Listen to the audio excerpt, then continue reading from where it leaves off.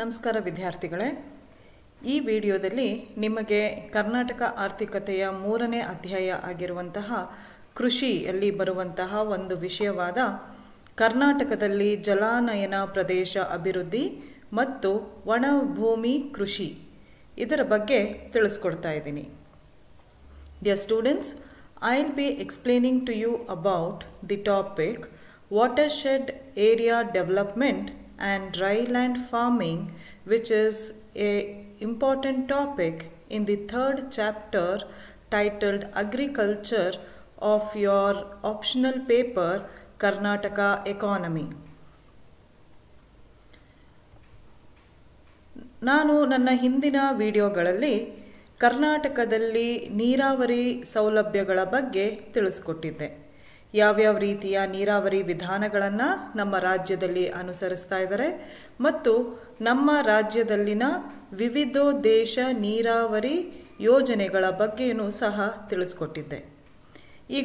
ಈಗಾಗಲೇ ವಿದ್ಯಾರ್ಥಿಗಳೇ ನಿಮಗೆ ಅರ್ಥ ಆಗಿರಬೇಕು, ಕೃಷಿಯ ಅಭಿವೃದ್ಧಿಯಲ್ಲಿ ನೀರಾವರಿಯ ಪಾತ್ರ ಎಷ್ಟು ಪ್ರಮುಖವಾಗಿದೆ ಮತ್ತು ಅನಿವಾರ್ಯವಾಗಿದೆ ಅನ್ನೋದು.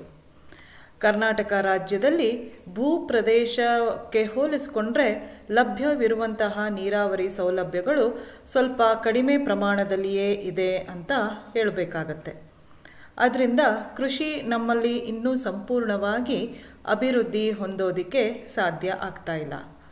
ಹಾಗಾಗಿ ಇಲ್ಲಿನ ವಿಜ್ಞಾನಿಗಳು ಮತ್ತು ಸಂಶೋಧಕರು ಬೇರೆ ಬೇರೆ ರೀತಿಯ ನೀರಾವರಿ ಸೌಲಭ್ಯಗಳನ್ನು ಅಭಿವೃದ್ಧಿಪಡಿಸುವಂತಹ ವಿಧಾನಗಳ ಕಡೆಗೆ ಹೆಚ್ಚು ಗಮನವನ್ನು ಹರಿಸ್ತಾ ಇದ್ದಾರೆ.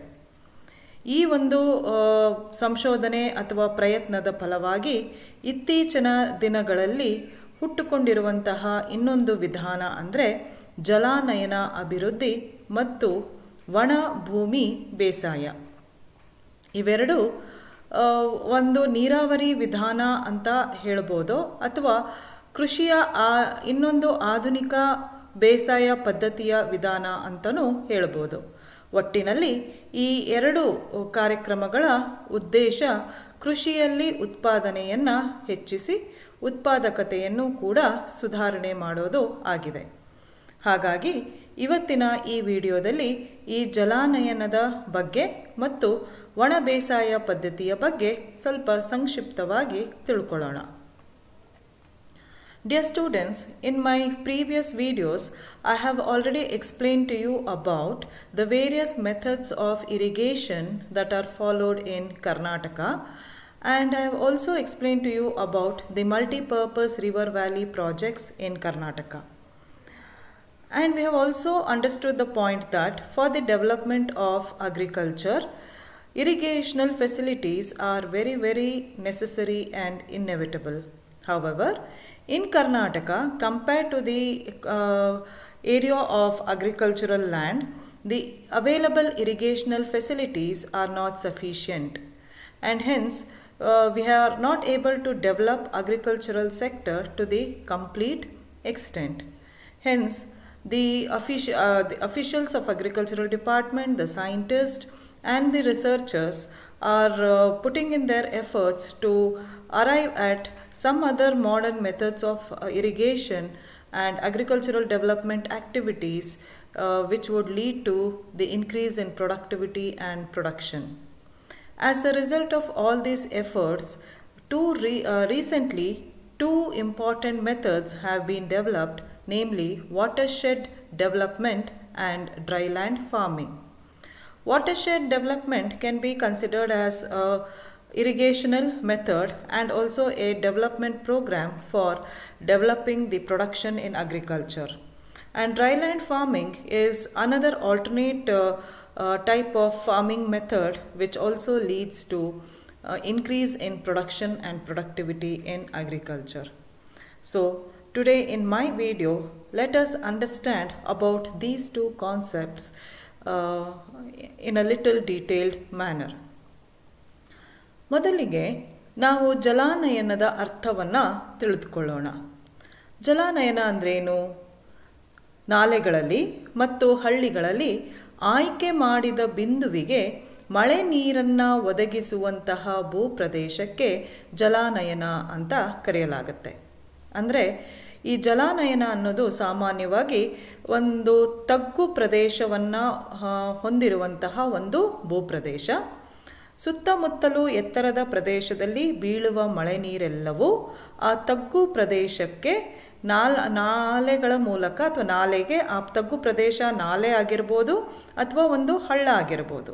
ಸುತ್ತಮುತ್ತ ಎತ್ತರದ ಪ್ರದೇಶದಲ್ಲಿ ಬೀಳುವ ಮಳೆ ನೀರೆಲ್ಲವೂ ತಾನಾಗೆ ಹರಿದು ಬಂದು ಆ ಆಯ್ಕೆ ಮಾಡಿರುವ ಬಿಂದು, ಅದು ಹಳ್ಳ ಆಗಿರ್ಬೋದು ಅಥವಾ ನಾಲೆ ಆಗಿರ್ಬೋದು, ಅಲ್ಲಿಗೆ ಬಂದು ಸಂಗ್ರಹವಾಗುವಂತಹ ಒಂದು ಭೂಪ್ರದೇಶಕ್ಕೆ ಜಲಾನಯನ ಅಂತ ಕರೀತಾರೆ. ಇದು ಇತ್ತೀಚೆಗೆ ಅಭಿವೃದ್ಧಿ ಆಗಿರುವಂತಹ ಒಂದು ಪರಿಕಲ್ಪನೆಯಾಗಿದೆ.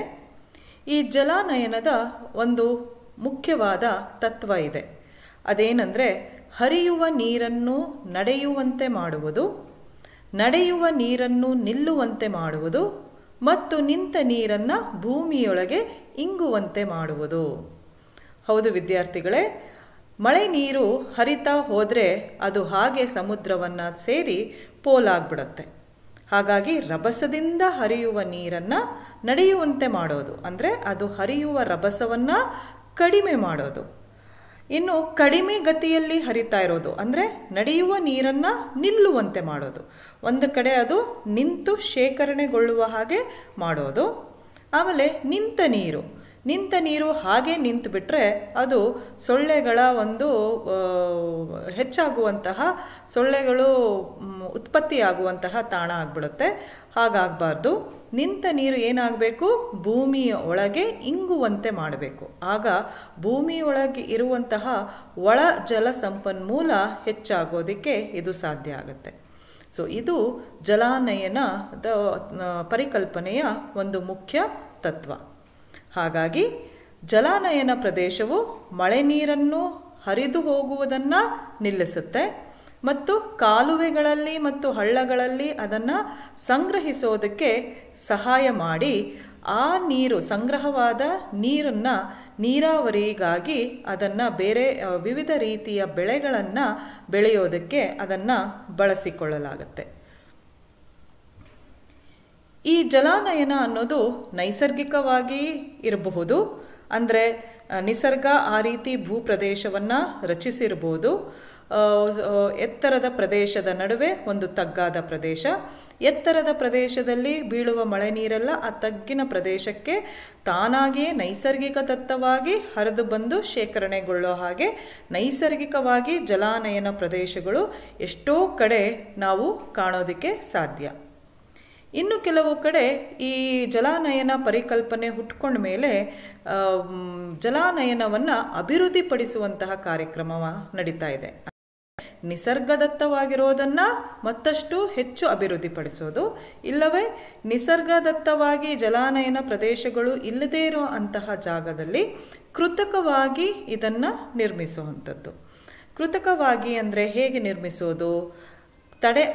ಅಣೆಕಟ್ಟುಗಳನ್ನು ಕಟ್ಟೋದು, ತಡೆಗಳನ್ನು, ತೋಡುಗುಂಡಿಗಳನ್ನು ನಿರ್ಮಾಣ ಮಾಡೋದು, ಕೃಷಿ ಹೊಂಡಗಳನ್ನು ನಿರ್ಮಾಣ ಮಾಡಿ ಮನುಷ್ಯ ಅಲ್ಲಿಗೆ ನೀರು ಹರಿದು ಬಂದು ಶೇಖರಣೆ ಆಗುವ ರೀತಿಯಲ್ಲಿ ಒಂದು ಜಲಾನಯನ ಪ್ರದೇಶವನ್ನು ಕೃತಕವಾಗಿ ನಿರ್ಮಾಣ ಮಾಡಿ ಮಳೆ ನೀರನ್ನು ಸಂಗ್ರಹಿಸಿ ಅದನ್ನು ಕೃಷಿಯ ಚಟುವಟಿಕೆಗಳಿಗೆ ಬಳಸ್ಕೊಳ್ಳೋದ್ರಿಂದ ಈ ಜಲಾನಯನ ಅನ್ನೋದು ಕೂಡ ಇತ್ತೀಚೆಗೆ ಅಭಿವೃದ್ಧಿ ಆಗಿರುವುದ ಒಂದು ಮುಖ್ಯವಾದ ನೀರಾವರಿ ಪದ್ಧತಿ ಅಂತಲೇ ಹೇಳ್ಬೋದು. ಈ ಜಲಾನಯನ ಅಭಿವೃದ್ಧಿ ವ್ಯಾಪ್ತಿ 5 ಚಟುವಟಿಕೆಗಳನ್ನು ಒಳಗೊಂಡಿದೆ. ಯಾವುದ್ಯಾವುದು ಅಂದರೆ ಕೃಷಿ, ತೋಟಗಾರಿಕೆ, ಅರಣ್ಯ, ರೇಷ್ಮೆ ಕೃಷಿ ಮತ್ತು ಹುಲ್ಲಿನ ಜಮೀನುಗಳ ಅಭಿವೃದ್ಧಿ. ಅಂದರೆ ಈ ಜಲಾನಯನ ಅಭಿವೃದ್ಧಿಯಿಂದಾಗಿ ಈ 6 ಚಟುವಟಿಕೆಗಳನ್ನು ಅಭಿವೃದ್ಧಿಗೊಳಿಸುವಂತಹ ಒಂದು ಉದ್ದೇಶವನ್ನು ಇದು ಹೊಂದಿದೆ. ಕೃಷಿ ಆಗಿರ್ಬೋದು, ತೋಟಗಾರಿಕೆ ಆಗಿರ್ಬೋದು, ಅರಣ್ಯವನ್ನು ಅಭಿವೃದ್ಧಿ ಮಾಡ್ಬೋದು ಈ ಜಲಾನಯನ ಅಭಿವೃದ್ಧಿಯಿಂದಾಗಿ, ರೇಷ್ಮೆ ಕೃಷಿಯನ್ನು ಮಾಡ್ಬೋದು ಮತ್ತು ಹುಲ್ಲಿನ ಜಮೀನುಗಳನ್ನು ಅಭಿವೃದ್ಧಿ ಮಾಡುವಂಥದ್ದು. ದನ ಕರುಗಳಿಗೆ ಮೇವನ್ನು ಒದಗಿಸುವಂತಹ ಹುಲ್ಲು ಬೆಳೆಯುವಂತಹ ಜಮೀನನ್ನು ಕೂಡ ಇದರಲ್ಲಿ ಅಭಿವೃದ್ಧಿಪಡಿಸಬಹುದು. ಇದು ಜಲಾನಯನ ಪರಿಕಲ್ಪನೆಯ ಒಂದು ಅರ್ಥ. Dear students, let us first understand the meaning of watershed. Watershed is basically a land area which supplies rainwater to a common chosen point, which can be a canal or ditches. It can be a ditch or a canal. Ditch andre kannadadalli halla anta. So watershed is a land area where there will be elevated upper part of the land and a lower part of the land, and the rainfall which falls on the upper land area will automatically flow and get collected in a lower land area in a common point, and that common point can be a canal or a ditch. So this is the meaning of watershed. So watershed is basically a land area. This is a recent concept which has been developed. This watershed has a basic principle, and the principle of watershed is making the running water to walk, making the walking water to stop, and the stopped water to get absorbed into the land. Yes, dear students, this is the basic principle of watershed. It means that whenever it rains, the rainwater flows with a greater speed. This is called as the running water. If it is left to run or flow like this, it goes ultimately and joins the sea and becomes useless salt water. Hence, this running rainwater speed should be lower down and it should be made to walk.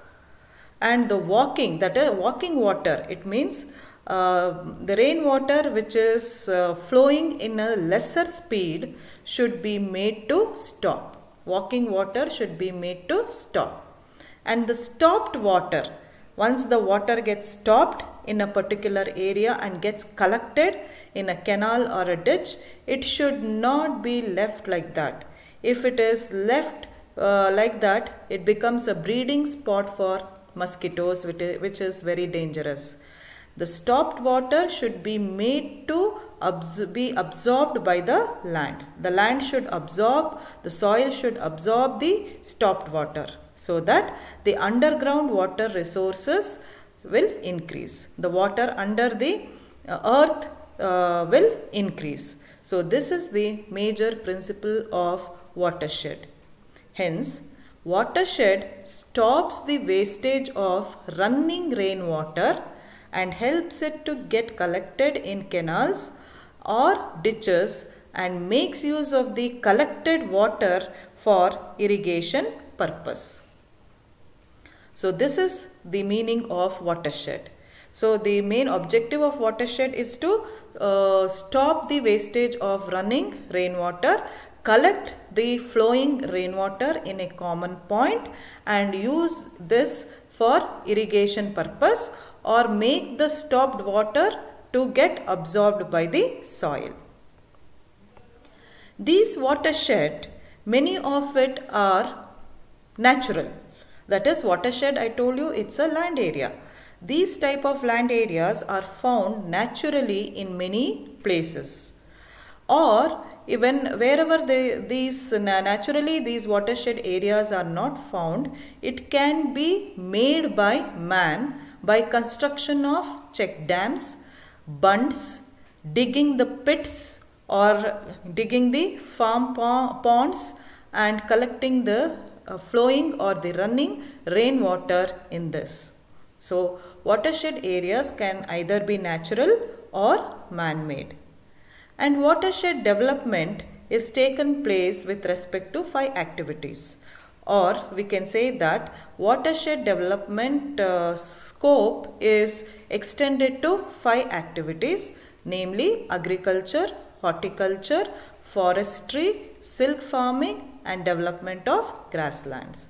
That is, the watershed development main objective is to supply water for agriculture, or for horticulture. Horticulture means growing vegetables and fruits, and forestry, development of forest, silk farming, and development of grasslands, which provides fodder to cows and other animals. So this is the meaning of watershed. In this slide you can see the pictures of watershed. So as it is shown here, the parts which are blue in color are the places. It can be a pit, it can be a ditch, or it can be a canal as shown in this photograph, and the elevated higher land area and the rain which falls on this land area flows, runs into the lower land area which is a canal or a ditch, and water gets stored here. ವಿದ್ಯಾರ್ಥಿಗಳೇ, ಈ ಚಿತ್ರಗಳಲ್ಲಿ ತೋರಿಸಿರುವಂಥದ್ದು ಜಲಾನಯನ ಪ್ರದೇಶದ ಚಿತ್ರ. ಇಲ್ಲಿ ತೋರಿಸಿರೋ ಹಾಗೆ ಇಲ್ಲಿ ನೀಲಿ ಬಣ್ಣದಲ್ಲಿರೋದು ನೀರಿನ ಶೇಖರಣೆ, ಈ ಹಸಿರು ಬಣ್ಣ ಸುತ್ತ ಇರುವಂಥದ್ದು ಭೂಪ್ರದೇಶ, ಎತ್ತರದಲ್ಲಿರುವಂಥದ್ದು. ಈ ಭೂಪ್ರದೇಶದಲ್ಲಿ ಬೀಳುವ ಮಳೆ ನೀರೆಲ್ಲ ಒಂದು ಆಯ್ಕೆಯಾದ ಒಂದು ಸಾಮಾನ್ಯ ಬಿಂದು. ಈ ಸಾಮಾನ್ಯ ಬಿಂದು ಈ ರೀತಿಯ ಕಾಲುವೆ ಆಗಿರ್ಬೋದು ಅಥವಾ ಈ ರೀತಿಯ ಹಳ್ಳ ಆಗಿರ್ಬೋದು. ಇಲ್ಲಿ ಬಿದ್ದ ಮಳೆ ನೀರೆಲ್ಲ ಹರಿದು ಬಂದು ಇಲ್ಲಿ ಶೇಖರಣೆ ಆಗುವ ಚಿತ್ರವನ್ನು ನಾವಿಲ್ಲಿ ಕಾಣಬಹುದು. ಇದು ಈಗ ನಿಮಗೆ ಜಲಾನಯನದ ಒಂದು ಸ್ಪಷ್ಟ ಚಿತ್ರಣ ಬಂದಿದೆ ಅಂತ ಅಂದ್ಕೊಳ್ತೀನಿ. ಈಗ ನಾವು ಜಲಾನಯನ ಅಭಿವೃದ್ಧಿಯ ಉದ್ದೇಶಗಳ ಬಗ್ಗೆ ತಿಳ್ಕೊಳ್ಳೋಣ. ನಾನಾಗಲೇ ಹೇಳ್ದಂಗೆ ಇದು ಒಂದು ಇತ್ತೀಚಿನ ಪರಿಕಲ್ಪನೆ ಆಗಿದ್ದು, ಒಂದು ನೀರಾವರಿ ಸೌಲಭ್ಯವನ್ನು ಕಲ್ಪಿಸೋದಕ್ಕೆ ಕಂಡುಹಿಡಿಯಲಾದ ಒಂದು ಹೊಸ ವಿಧಾನ. ಇದನ್ನು ಅಭಿವೃದ್ಧಿ ಮಾಡೋದಕ್ಕೆ ಸಾಕಷ್ಟು ಕ್ರಮಗಳನ್ನು ನಮ್ಮ ರಾಜ್ಯ ಸರ್ಕಾರ ಕೈಗೊಳ್ತಾ ಇದೆ. ಈ ಜಲಾನಯನ ಅಭಿವೃದ್ಧಿ ಅನ್ನೋದು ಕೃಷಿಯ ವಲಯದಲ್ಲಿ ಒಂದು ದೊಡ್ಡ ಕಾರ್ಯಕ್ರಮವಾಗಿ ಹೊರಹೊಮ್ಮಿದೆ. ಈ ಜಲಾನಯನ ಅಭಿವೃದ್ಧಿಯ ಉದ್ದೇಶಗಳೇನು ಅನ್ನೋದನ್ನು ತಿಳ್ಕೊಳ್ಳೋಣ. ಮೊದಲನೇದು ನೀರಾವರಿ ಮೂಲಗಳನ್ನು ಸುಧಾರಿಸೋದು. ಸೊ ನೀರಾವರಿ ಮೂಲಗಳಾದಂತಹ ಕೆರೆ, ಬಾವಿಗಳು, ಹಳ್ಳಗಳು ಇವೆಲ್ಲವನ್ನು ಸುಧಾರಿಸೋದು ಇದರ ಮೊದಲ ಉದ್ದೇಶ. ಪ್ರವಾಹ ಮತ್ತು ಬರಗಾಲದ ಸಮಸ್ಯೆಗಳನ್ನು ಪರಿಹರಿಸೋದು. ಹೆಚ್ಚು ಮಳೆಯಾದಂತಹ ಪ್ರದೇಶಗಳಲ್ಲಿ ಪ್ರವಾಹ ಉಂಟಾಗುತ್ತೆ, ಮಳೆಯ ಅಭಾವ ಇರುವಂಥ ಪ್ರದೇಶಗಳಲ್ಲಿ ಬರಗಾಲದ ಸಮಸ್ಯೆ ಉಂಟಾಗುತ್ತೆ.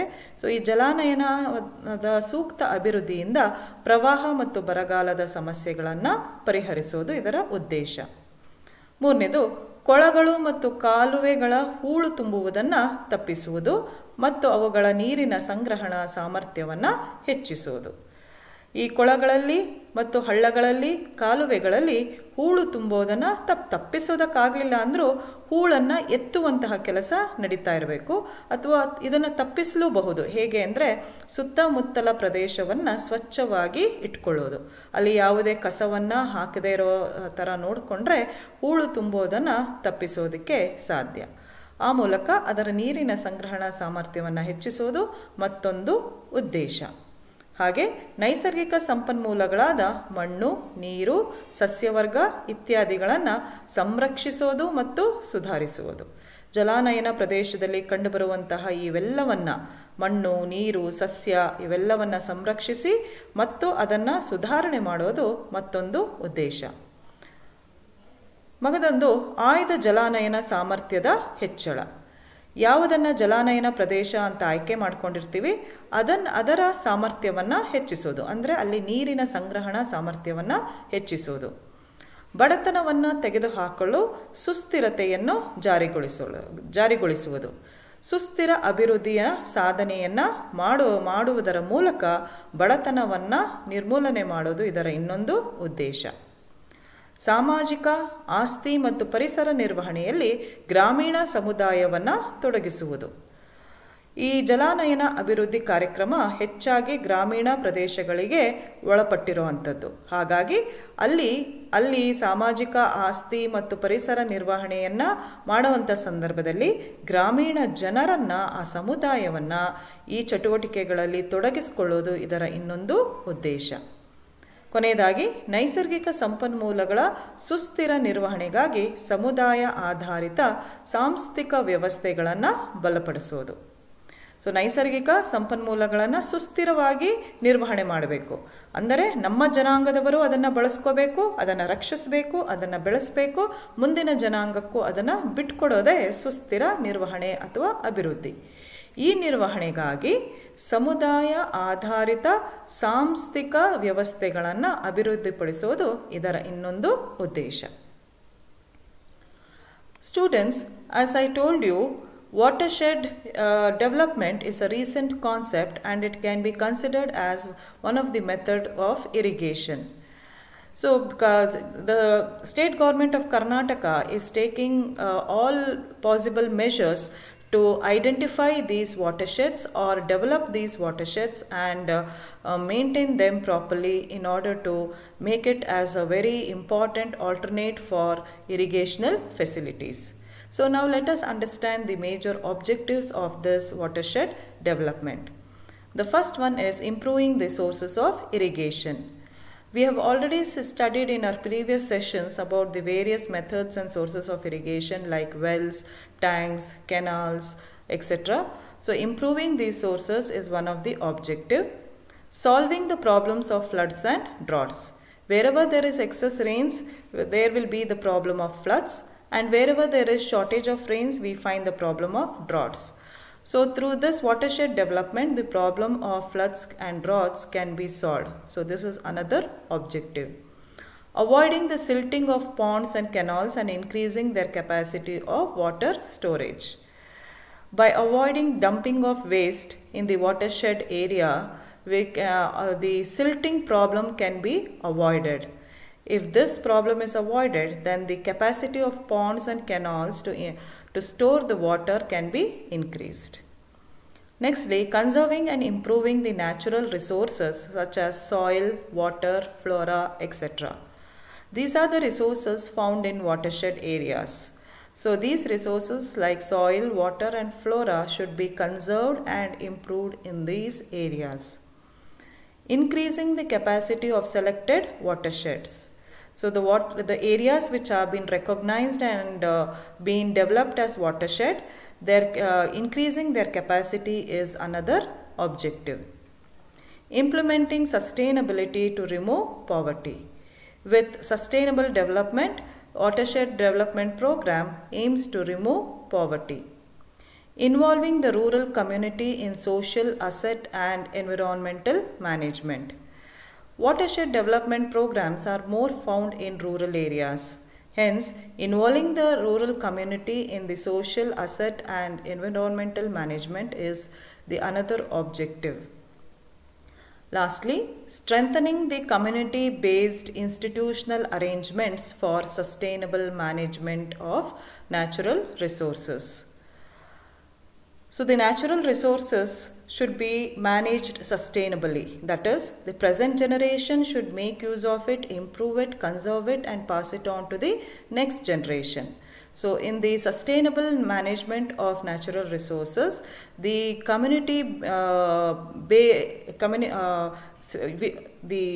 community-based institutional arrangements should be strengthened.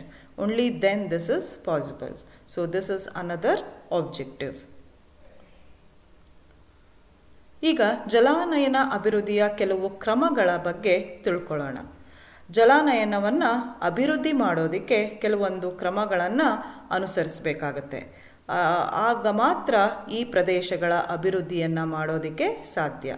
ಅವುಗಳು ಯಾವ್ಯಾವು ಅಂದರೆ, ಮಣ್ಣಿನಲ್ಲಿ ನೀರು ಹೆಚ್ಚಾಗಿ ಇಂಗುವಂತೆ ಮಾಡುವುದು.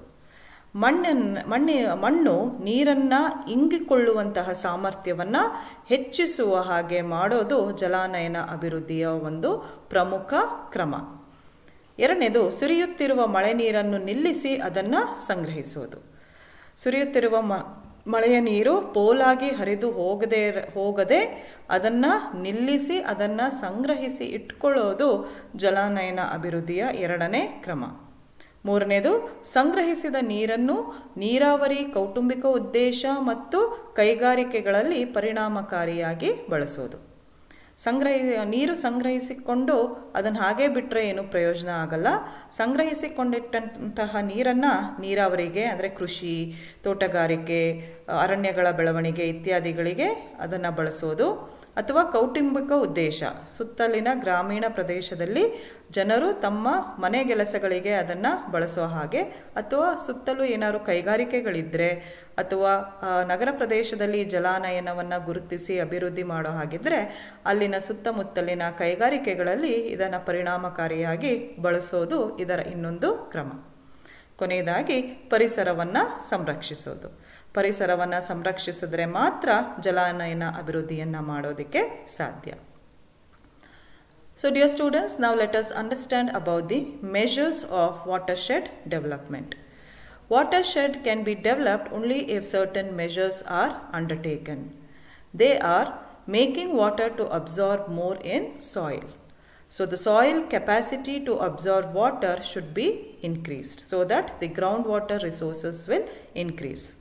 Secondly, stopping the gushing rainwater and storing it. So the rainwater which falls on the earth runs with a greater speed or flows with a greater speed, and that should be stopped, and that has to be stored. Thirdly, if only rainwater is stored, it is not sufficient. Effectively using the stored water for irrigation, domestic purpose, and in industries. So whatever water is stored in the watershed areas, that has to be utilized properly for irrigation or for domestic purpose in the surrounding areas, and it can be even for industries if watershed area is found in urban areas. Then the water stored can be used in industrial activities also. ಕರ್ನಾಟಕದಲ್ಲಿ ಜಲಾನಯನ ಚಟುವಟಿಕೆಗಳ ಪ್ರಗತಿಯ ಬಗ್ಗೆ ಈಗ ಸ್ವಲ್ಪ ಸಂಕ್ಷಿಪ್ತವಾಗಿ ತಿಳ್ಕೊಳ್ಳೋಣ.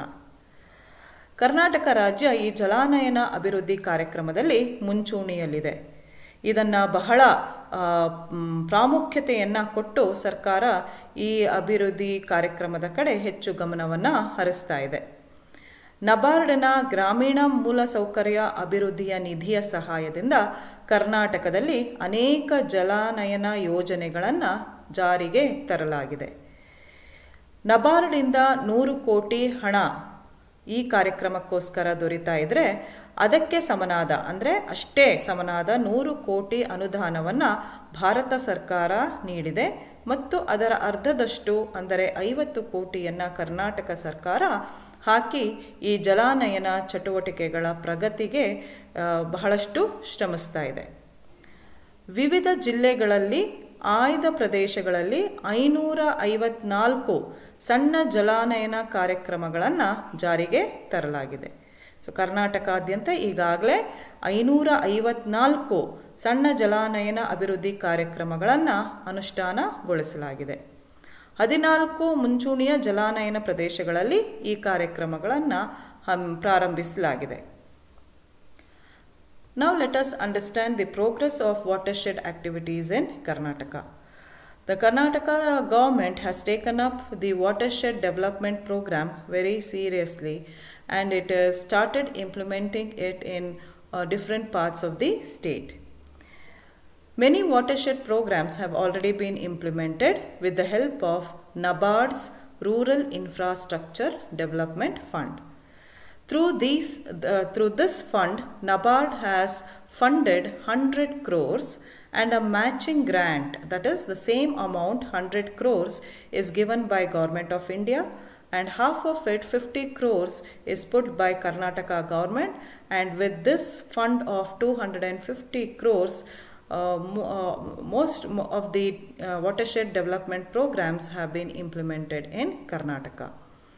In many of the selected regions of different districts in the state, 554 small watershed programs have already been implemented, and 14 pilot watershed programs have been initiated. 14 big pilot watershed programs have been initiated, and 554 small watershed programs have already been implemented in different districts of Karnataka.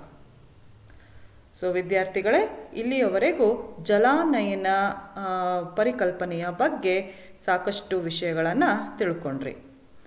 ಈಗ ಮತ್ತೊಂದು ಮುಖ್ಯವಾದ ಕಾರ್ಯಕ್ರಮ ನಮ್ಮ ರಾಜ್ಯ ಸರ್ಕಾರ ಕೃಷಿಯ ಅಭಿವೃದ್ಧಿಗೋಸ್ಕರ ಇತ್ತೀಚಿನ ದಿನಗಳಲ್ಲಿ ಒತ್ತು ಕೊಟ್ಟು ಮಾಡ್ತಾ ಇರುವಂಥದ್ದು ಅಂದರೆ ಒಣಭೂಮಿ ಬೇಸಾಯ ಅಥವಾ ಖುಷ್ಕಿ ಬೇಸಾಯ ಅಂತ ಕರೆಯಲಾಗುತ್ತೆ. ಏನಿದು ಒಣಭೂಮಿ ಬೇಸಾಯ? ಮೊದಲಿಗೆ ಒಣಭೂಮಿ ಅಂದ್ರೇನು ಅನ್ನೋದನ್ನು ತಿಳ್ಕೊಳ್ಳೋಣ. ವಾರ್ಷಿಕವಾಗಿ 750 ಮಿಲಿಮೀಟರ್ಗಿಂತ ಕಡಿಮೆ ಮಳೆಯಾಗುವ ಪ್ರದೇಶಗಳನ್ನು ಒಣಭೂಮಿ ಅಂತ ಕರೆಯಲಾಗುತ್ತೆ. ಈ ಪ್ರದೇಶಗಳಲ್ಲಿ ಕೃಷಿ ಚಟುವಟಿಕೆಗಳನ್ನು ಮಾಡಿದ್ರೆ ಅದನ್ನು ಒಣಭೂಮಿ ಬೇಸಾಯ ಅಥವಾ ಒಣಭೂಮಿ ಕೃಷಿ ಅಂತ ಕರೆಯಲಾಗುತ್ತೆ. ಮತ್ತು ಈ ಭೂಮಿಯ ಮೇಲೆ ಬೆಳೆದಂಥ ಬೆಳೆಗಳನ್ನು ಒಣಭೂಮಿ ಬೆಳೆ ಅಂತ ಕರೆಯಲಾಗುತ್ತೆ. ಈ ರೀತಿಯ ಭೂಮಿಗಳಲ್ಲಿ ಬೆಳೆಯುವಂತಹ ಮುಖ್ಯವಾದ ಬೆಳೆಗಳೆಂದರೆ ಜೋಳ, ಬಾಜ್ರಾ, ರಾಗಿ, ಮೆಕ್ಕೆಜೋಳ, ಎಣ್ಣೆ ಬೀಜಗಳು ಇತ್ಯಾದಿ. ಯಾಕೆಂದರೆ ಈ ಒಣಭೂಮಿಯಲ್ಲಿ ಮಳೆ ಕಡಿಮೆ ಇರೋದ್ರಿಂದ ಸಹಜವಾಗಿ ಈ ಭೂಮಿಯ ಫಲವತ್ತತೆ ಕೂಡ ಕಡಿಮೆ ಇರುತ್ತೆ. ಹಾಗಾಗಿ ಕಡಿಮೆ ನೀರು ಮತ್ತು ಕಡಿಮೆ ಫಲವತ್ತತೆಯನ್ನು ತೆಗೆದುಕೊಳ್ಳುವಂತಹ ಬೆಳೆಗಳನ್ನು ಈ ಒಣಭೂಮಿ ಬೇಸಾಯದಲ್ಲಿ ಬೆಳೆಯಲಾಗುತ್ತೆ. ಈ ಕಾರ್ಯಕ್ರಮವನ್ನು ನಮ್ಮ ಕರ್ನಾಟಕ ರಾಜ್ಯದಲ್ಲಿ 1982-83ನೇ ಇಸವಿಯಲ್ಲಿ ಜಾರಿಗೆಗೊಳಿಸಲಾಯಿತು ಮತ್ತು 11 ಮಿಲಿಯನ್ ಹೆಕ್ಟೇರ್ ಕೃಷಿ ಭೂಮಿಯಲ್ಲಿ 4.5 ದಶಲಕ್ಷ ಹೆಕ್ಟೇರ್ ಭೂಮಿಯು ಒಣಭೂಮಿ ಬೇಸಾಯಕ್ಕೆ ಇದುವರೆಗೂ ಒಳಪಟ್ಟಿದೆ. ಇದು ಒಟ್ಟು ಇದರ ಪಾಲುದಾರಿಕೆ 46% ಆಗಿದೆ. Students, let us understand about another concept called as dryland farming, which has been initiated by the government of Karnataka in recent years and which has been promoted in a large extent for the development of agriculture. Now let us first understand what do we mean by dry land. Dry land are the regions receiving less than 750 millimeters of rain annually. These regions are found mostly in northern parts of Karnataka. The agricultural activities in these regions are called as dryland farming, and the crops grown here are called as dryland crops. Usually the crops grown here are jowar, bajra, ragi, millets, maize, oilseeds, etc. Since it is a dry land where the rainfall is very less, naturally the fertility of the soil will also be less. So only such crops which require less fertility and less water are grown in this dry land. In Karnataka, this dryland farming was initiated in the year 1982-83, and every year the Karnataka government aims at developing 4 lakh hectares of land under dryland farming. Out of the 11 million hectares of agricultural land available in the state, 4.5 million hectares of land is under dryland farming, constituting about 46% of the total agricultural land area. ವಿದ್ಯಾರ್ಥಿಗಳೇ, ಇಲ್ಲಿ ಕೆಲವು ಚಿತ್ರಗಳಿವೆ. ಇಲ್ಲಿ ನೀವು ನೋಡ್ಬೋದು, ಇಲ್ಲಿ ತುಂಬ ಭೂಮಿ ಒಣ ಸ್ವರೂಪದ್ದಾಗಿದೆ, ಮಳೆ ಕಡಿಮೆ ಇದೆ ಮತ್ತು ಮಣ್ಣಿನ ಫಲವತ್ತತೆ, ತೇವಾಂಶ ಎಲ್ಲವೂ ಕೂಡ ಕಡಿಮೆ ಇದೆ. ಈ ರೀತಿಯ ಭೂಮಿಯ ಮೇಲೆ ವ್ಯವಸಾಯ ಮಾಡೋದಕ್ಕೆ ಒಣಭೂಮಿ ಬೇಸಾಯ ಅಥವಾ ಖುಷ್ಕಿ ಬೇಸಾಯ ಅಂತ ಕರೆಯಲಾಗುತ್ತೆ. Students, these are the photos showing us the dryland farming. You can observe that the land is very dry because of less rainfall, and the fertility and the moisture of the soil is less. ಈಗ ಈ ಒಣಭೂಮಿ ಕೃಷಿಯ ಪ್ರಯೋಜನಗಳೇನು? ಯಾಕೆ ಸರ್ಕಾರ ಇದನ್ನು ಉತ್ತೇಜಿಸ್ತಾ ಇದೆ? ಇದರಿಂದ ಆಗುವಂತಹ ಅನುಕೂಲತೆಗಳೇನು ಅನ್ನೋದನ್ನು ತಿಳ್ಕೊಳ್ಳೋಣ. ಮೊದಲನೇದಾಗಿ, ಇದು ಒಂದು ಸುಧಾರಿತ ಕೃಷಿ ತಂತ್ರವಾಗಿದ್ದು, ಮಳೆ ಕನಿಷ್ಠವಾಗಿದ್ದರೂ ಸಹ ಮಣ್ಣಿನ ತೇವಾಂಶವನ್ನು ಗರಿಷ್ಠ ಮಟ್ಟಕ್ಕೆ ಸಂರಕ್ಷಿಸೋದಕ್ಕೆ ಇದು ಸಹಾಯ ಮಾಡುತ್ತೆ. ಸೊ ಇದು ಒಂದು ಆಧುನಿಕ ಕೃಷಿ ಬೇಸಾಯ ತಂತ್ರಗಾರಿಕೆ. ಕಡಿಮೆ ಮಳೆ ಬರುವಂತಹ ಪ್ರದೇಶದಲ್ಲಿ ಅಳವಡಿಸಿಕೊಳ್ಳುವಂತಹ ತಂತ್ರಗಾರಿಕೆ. ಕಡಿಮೆ ಮಳೆ ಇದ್ದರೂ ಸಹ ಈ ಬೇಸಾಯ ಪದ್ಧತಿಯ ಮೂಲಕ ಮಣ್ಣಿನ ತೇವಾಂಶವನ್ನು ಗರಿಷ್ಠ ಮಟ್ಟದವರೆಗೂ ಸಂರಕ್ಷಿಸಿ ಆ ತೇವಾಂಶದಿಂದನೇ ಬೆಳೆಗಳನ್ನು ಬೆಳೆಯುವಂತಹ ಒಂದು ತಂತ್ರವಾಗಿದೆ. ಸೊ ಈ ಒಂದು ಬೇಸಾಯದಿಂದ ಮಣ್ಣಿನ ತೇವಾಂಶವನ್ನು ಸಂರಕ್ಷಿಸೋದು ಮೊದಲನೆಯ ಪ್ರಯೋಜನ. ಎರಡನೇದು, ನೀರಿನ ಖರ್ಚು ಮತ್ತು ಬಳಕೆಯ ವಿಷಯದಲ್ಲಿ ಈ ವಿಧಾನವು ಮಿತವ್ಯಯಕಾರಿಯಾಗಿದೆ. ಕ್ಷಮಿಸಿ, ಇಲ್ಲೊಂದು ತಪ್ಪಾಗಿದೆ. ನೀರಿನ ಖರ್ಚು ಅಲ್ಲ, ವ್ಯವಸಾಯದ ಖರ್ಚು. ಈ ವಿಧಾನವನ್ನು ಅನುಸರಿಸೋದ್ರಿಂದ ಬೇಸಾಯದ ಖರ್ಚು ವೆಚ್ಚಗಳು ಕಡಿಮೆಯಾಗತ್ತೆ ಮತ್ತು ನೀರಿನ ಬಳಕೆಯಲ್ಲೂ ಕೂಡ ಮಿತವ್ಯಯವನ್ನು ಸಾಧಿಸಬಹುದು. ಮೂರನೇದು, ಕಡಿಮೆ ಮಳೆಯಾಗುವ ಪ್ರದೇಶಗಳಲ್ಲಿನ ಮಣ್ಣು ಮತ್ತು ಬೆಳೆಗಳ ಸಮರ್ಥ ನಿರ್ವಹಣೆಗೆ ಇದು ಸಹಾಯ ಮಾಡುತ್ತೆ. ಕಡಿಮೆ ಮಳೆಯಾಗುವಂತಹ ಪ್ರದೇಶದಲ್ಲಿ ಮಣ್ಣನ್ನು ನಿರ್ವಹಣೆ ಮಾಡೋದಕ್ಕೆ ಮತ್ತು ಬೆಳೆಗಳನ್ನು ಸಮರ್ಥವಾಗಿ ನಿರ್ವಹಣೆ ಮಾಡೋದಕ್ಕೆ ಈ ಒಣಭೂಮಿ ಬೇಸಾಯ ಸಹಾಯವನ್ನು ಮಾಡುತ್ತೆ. ಕೊನೆಯದಾಗಿ ಇದು ಒಟ್ಟಿನಲ್ಲಿ ಸುಸ್ಥಿರ ಅಭಿವೃದ್ಧಿಗೆ ಎಡೆ ಮಾಡಿಕೊಡುತ್ತೆ ಅಂತ ಹೇಳ್ಬೋದು. ಸೊ ಇದಿಷ್ಟು ಒಣಭೂಮಿ ಕೃಷಿಯ ಪ್ರಯೋಜನಗಳಾಗಿವೆ. Students, let us now understand about the benefits or the advantages of dryland farming. Firstly, it is an improved farming technique which helps in conserving wetness of soil to maximum extent even though rainfall is very minimum. Though rainfall is very less, through this farming technique, dryland farming technique, the wetness of the soil can be conserved to the maximum extent and thereby one can grow different varieties of dry crops. This method is economical in terms of expenditure and usage of water. Usage of water will be very less and the expenses for this type of farming will also be less. Hence it is said to be very economical. It helps in efficient management of soil and crops in regions getting less rainfall. So in the regions where there is less rainfall, dryland farming helps in the efficient management of not only the soil but also crops grown in these regions. Lastly, it leads to sustainable development.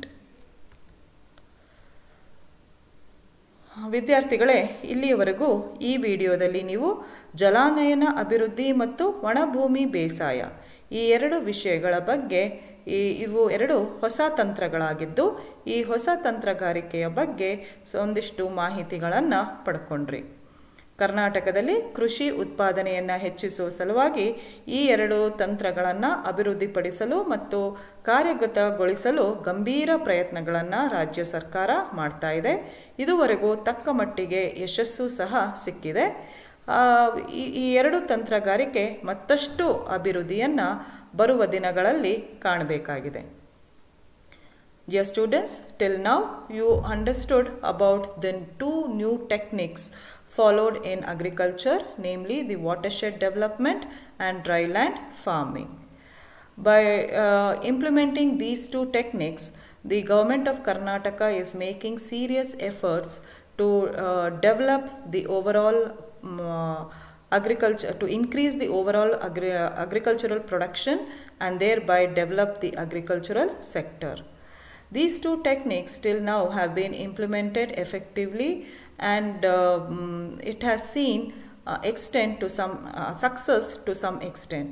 However, lot more has to be achieved and these two techniques are to be widely implemented across the state. Thank you.